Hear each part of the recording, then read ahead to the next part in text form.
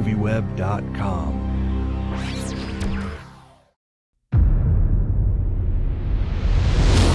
Throughout history, mankind has gone to the ends of the earth to chase the greatest treasures. Now, the final search begins for the most elusive prize of them all. Yoo-hoo! Osama! Now, my dad lives near OSU, Okay. Oregon State University, and he claims to have seen Osama Bin Laden twice. Twice near Yeah. OSU's? Yeah, I was looking in the wrong place. Well, that's what I was going to say. I was See? wondering why you didn't look into him hiding Why didn't out I in go out the to like the United Willamette States. Valley? Yeah. I didn't go. I see. That's the second. Maybe that's the sequel. That's the follow-up. Do you think he's becoming like a new Elvis?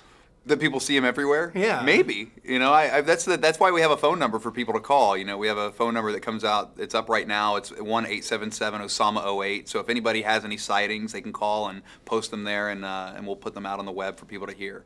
How's that been going so far? Good. We've gotten a couple good leads. Maybe one of them, you know, we'll find somebody and we can all split that $25 million together. Where do they say he's at when they call in? Well, somebody called, said they saw him at the mall, you know, down from their house. Somebody called and said, I think I saw him on the freeway driving a car.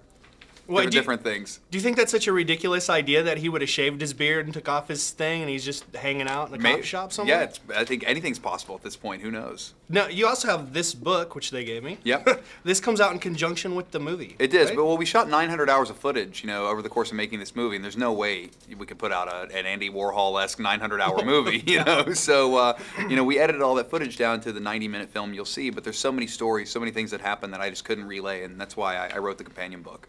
Now, I thought it was very noble that you would set off on this adventure for your son, but was it also that you kind of were fleeing from that situation a little bit? That's what my wife said. My wife said the same thing. She goes, "What, you just want to get away from us?" And I was like, "That's not the case at all." Yeah. Well, because we were already about 2 months into pre-production on, you know, on how do we go about finding Osama Bin Laden or making a film about this when we found out she was pregnant.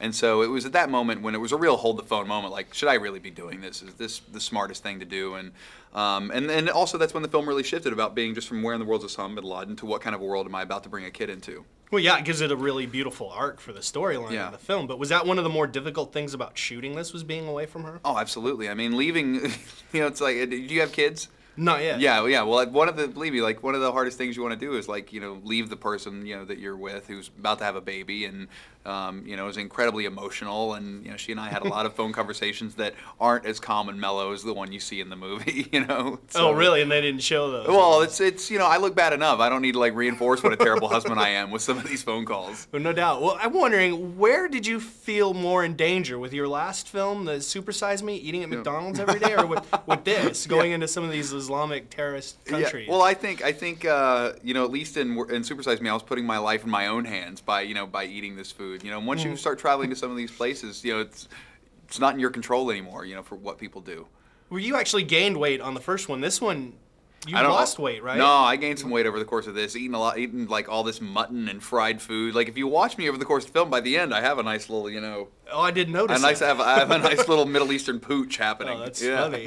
Well, what did you think about going over there and seeing that they do have these McDonald's and these Starbucks and all of the same things, even though? But they love professional wrestling. You know, that's the other thing. You travel through the Middle East and they love professional wrestling. They love, you know, John Cena and The Undertaker and Hulkamania. It's like, who knew the common thread that brings us all together is you know, Vince McMahon. So, yeah, well, basically what you're saying is John Cena should run for president in the next 4 years. Or at least be a goodwill ambassador. Maybe that's who we should be sending The Rock, you know, overseas to, like, you know, be our goodwill peace ambassador. That's a great idea. Have you ever, like, tried to push that idea with some of these people you know? Get that going? Get that going. I'm gonna start the campaign now. John Cena for 2012, right? That's right.